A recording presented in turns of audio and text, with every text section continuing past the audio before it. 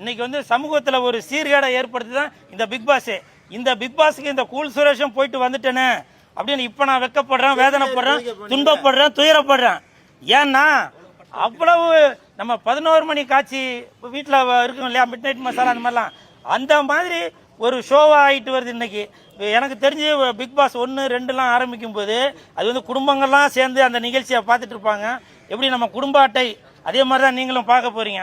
அப்படி பார்த்துட்டு இருந்த அந்த நிகழ்ச்சியை இன்னைக்கு மிட் நைட் மசாலா மாதிரி அரையும் குறையுமா உள்ளவங்களை உள்ள போட்டு வெளியில சொல்றதுக்கே வெக்கக்கேடு. அதனால தயவு செஞ்சு 2026ல் யார் முதலமைச்சர் ஆனாலும், ஒருவேளை கூல் சுரேஷ் ஆனாலும் ஆயிருவனடா போடு கண்டிப்பா. அந்த ஆனதுக்கு அப்புறம் கேளுங்க, பரவாயில்ல சார், ஒரு ஓட்டா இருந்தாலும் உண்மையான ஓட்டு சார், புரியுதுங்களா? அது ஓட்டா பார்க்காதீங்க, எதிரிக்கு வைக்கிற வேட்டா பார்ப்போம். அதே மாதிரி இன்னைக்கு சார் ஏதோ ஒரு முடிவுல தான் வந்திருக்காருன்னு நினைக்கிறேன்.